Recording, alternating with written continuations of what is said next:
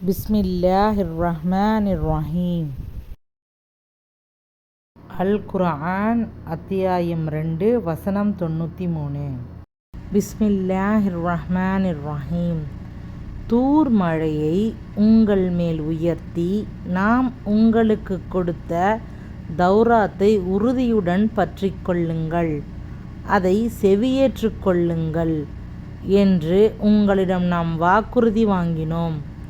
அதற்கு அவர்கள், நாங்கள் செவியேற்றோம், மேலும் அதற்கு மாறு செய்தோம் என்று கூறினார்கள்.